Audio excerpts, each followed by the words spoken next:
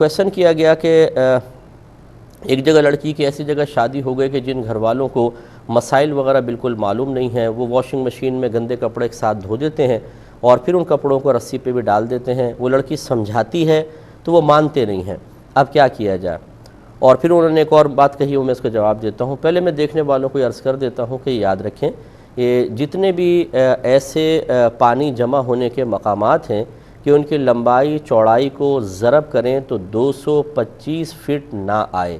जैसे छोटा टब है, बाल्टी है, वॉशिंग मशीन है, या अंडरग्राउंड टैंक भी इतने बड़े बड़े नहीं होते हैं कि आप उनको अगर उनके लंबाई चौड़ाई को ज़रब करें तो 225 फीट आ जाए। ऐसी जो ऊपर की टैंकियाँ होती हैं, तो जो इतने छोटे इतने कम पानी को लिए हुए चीज़ें होती हैं, उन्हें उसे कहते हैं छोटा हौज़, या उस पानी को कलील पानी कहते हैं। और शरई लिहाज से इसका हुक्म ये होता है कि इनमें अगर एक कतरा भी नजासत गिर जाए, चाहे उसका रंग वगैरह ज़ाहिर हो ना हो, कुल नापाक हो जाता है। सब ये अच्छी तरीके से मसला जान लें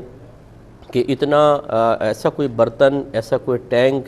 ऐसा कोई हौज़ जिसकी लंबाई चौड़ाई को ज़रब करें तो 225 फीट से कम जवाब आए, वो सब छोटे हौज़ कहलाते हैं। वो पानी कलील पानी, थोड़ा पानी कहलाता है। और शरई लिहाज से अगर इसमें एक कतरा भी नजासत गिर जाए तो चाहे नजासत का रंग या उसकी स्मेल वगैरह ज़ाहिर हो ना हो, ये कुल पानी नापाक हो जाता है। लिहाजा वॉशिंग मशीन में जैसे ही नापाक कपड़े डाले जाते हैं, जैसे ही उन कपड़ों की नापाकी का इत्तिसाल पानी के साथ होता है, कुल पानी नापाक हो जाता है। फिर आप उसे जितना मर्जी घुमाते रहें, गोया कि वो नापाक पानी उसके बाहर हर तार में, हर धागे में घुस जाता है। और फिर हमारे यहाँ ऐसी होता है कि उन कपड़ों को निकाल कर फिर टब से उसके झाग को ख़त्म करने, टब के पानी से झाग को ख़त्म करने की कोशिश की जाती है। और जैसे ही ये नापाक कपड़ा टब के पानी से मुत्तसिल होता है, वो भी सारा नापाक हो जाता है।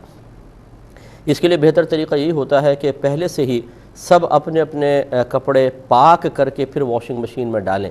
यानी जितना हिस्सा नापाक है, मैंने बारहा बताया कि जैसे थोड़ा सा हिस्सा कोई नापाक होता है, जैसे मिसाल के तौर पे ये इसका इतना हिस्सा नापाक है, इसको नल का खोल दें मुनासिब धार में कि बहुत तेज़ ना हो कि इस पर लग के एकदम छींटे आप पर आएँ, हल्के से उससे खोल दें, हल्की सी धार, और फिर इसको पकड़ कर मलते जाएँ। जब आपको यकीन हासिल हो जाए, यानी दिल इसमें बिल्कुल मुतमईन हो जाए कि पानी नजासत को साथ बहा कर ले गया होगा, तो बस ये कपड़ा पाक है, फिर इसको वॉशिंग मशीन में डाल दिया जाए। अच्छा, अगर आपने कपड़े दिए और आपको नहीं पता कि वॉशिंग मशीन में कोई कपड़े नापाक भी थे या नहीं थे, तो शरीयत फिर उन तमाम कपड़ों को पाक ही कहती है।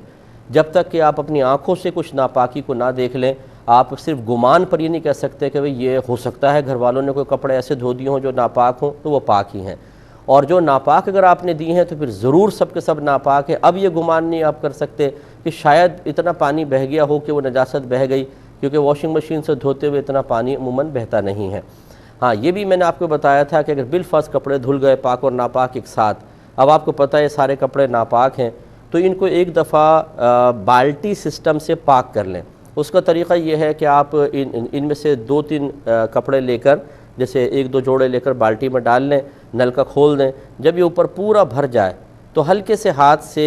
कपड़े को पानी की सतह से नीचे रखें, ऊपर नहीं होना चाहिए, कोई कपड़ा पानी के अंदर हो। और अब ये जब भर गया, थोड़ा सा इसको बहने दें, और इसकी कोई मिक़दार नहीं है कि 1 हाथ या 2 हाथ, बस थोड़ा सा बहने दें, ये तमाम कपड़े पाक हो जाएंगे। तो अपनी घर की मासियों को ये तरीक़ा बता दीजिए कि तमाम कपड़े वॉश करने के बाद एक दफ़ा बाल्टी सिस्टम से इस तरह निकाल लें। जैसे अब ये पानी बहा ना, तो ये कपड़े पाक, इसको निकाल लें। अब जितना बाल्टी में बचा वो भी पाक है, इसी में दूसरे कपड़े डालें, फिर उसको भरें, थोड़ा सा बहाएं, ये पाक होगा। इसी तरीके से सारे कपड़ों को एक दफ़ा निकाल लिया करें तो वसवसा नहीं आएगा। तो अब ये अच्छी तरह याद रखें, अब बिलफर्ज अगर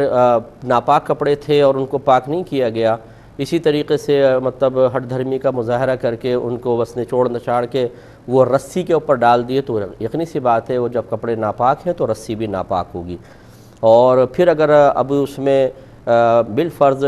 एक तो ये होता है कि धूप पड़ी बहुत ज़्यादा, वो उड़ गया, सारा पानी ख़त्म हो गया, यानी उसमें नजासत का बिल्कुल असर ना रहा। अगरचे शरई लिहाज से इसको रस्सी को नापाक ही कहेंगे, लेकिन अगर आप दूसरे कपड़े उसके ऊपर पाक कपड़े डालते हैं, गीले कपड़े, और उसमें बिलफर्ज रस्सी में कोई नजासत का असर मौजूद ना हो, तो यकीनी सी बात है अगर वो भाप बनकर बिल्कुल तमाम का तमाम उड़ गया है तो फिर ये कपड़े आपके पाक रहेंगे। लेकिन एहतियात इसी में है कि अब ये कोई पता नहीं है कि हो सकता है, क्योंकि कोई चीज़ फुक़हा ने बिल्कुल लिखा है कि खुश्क हो के कोई कपड़ा पाक नहीं होता, اسے آپ کو شرعی طریقے سے پاک کرنا پڑے گا۔ لہٰذا اس کا پھر یہ طریقہ جو بہن نے فرمائے سب سے بیسٹ ہے کہ یا تو آپ جو نائلون کی رسی ہوتی ہے وہ لگائیں، یا جیسے یہ الیکٹرک کا تار ہوتا ہے ٹیلی فون وغیرہ کا جس پہ کوٹنگ ہوتی ہے، اور اگر آپ اس پہ مطلب گیلا کپڑا ایک سرے سے دوسرے سرے تک لے جائیں، ایک دفعہ، پھر 2 دفعہ، پھر 3 دفعہ، تو اگر بالفرض اس پہ کچھ ناپاکی بھی ہو تو شرعی لحاظ سے وہ بالکل پاک ہوگا، اس کو باندھ لیجئے۔ اب رہی یہ ہٹ دھرمی کا، جی ہم مسئلہ نہیں مانتے، اب تو یہ مطلب یہ کہ اس میں کوئی مجھے تعجب نہیں ہوتا، کیونکہ عرصہ دراز ہو گیا ہے کہ ہمارے مسلمان بھائی ایک مسلمان گھرانے میں پیدا ہونے کے باوجود اپنے مذہب اسلام سے جتنے مطلب دور ہیں، اور معاذ ثم معاذ اللہ ایک بہت بڑی تعداد ایسی ہے جو خود مذہب اسلام کی تعلیمات کو ناپسند کرتی ہے،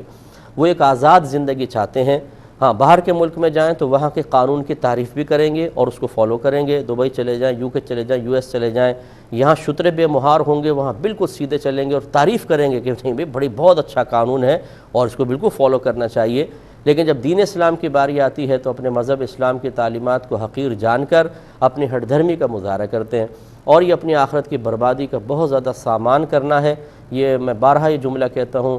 حضرت علی کرم اللہ وجہہ الکریم کا قول بھی عرض کر دیتا ہوں، اور وہی اس کا خلاصہ بھی میری بات کا یہ ہوتا ہے، آپ نے فرمایا دنیا کے سارے لوگ سو رہے ہیں، یہ جاگیں گے اس وقت جب ان کو موت آئے گی۔ تو مرنے کے بعد تو پتہ چل جائے گا کہ تعلیم شرع کا مذاق اڑانا، اپنے نفس کی خواہش پر عمل پیرا ہونے کے لیے ان سے بیزاریت کا اظہار کرنا تاکہ نفس کو پابندی ہی برداشت نہ کرنی پڑے، یہ آپ کے لیے کوئی نافع نہیں ہے، یہ آخرت میں بہت شدید وبال رکھتا ہے۔ بہن کو چاہیے کہ ان کو سمجھانے کی کوشش کریں، نہ مانے تو بحث نہ کریں، اپنے عمل کو اچھا کر لیں۔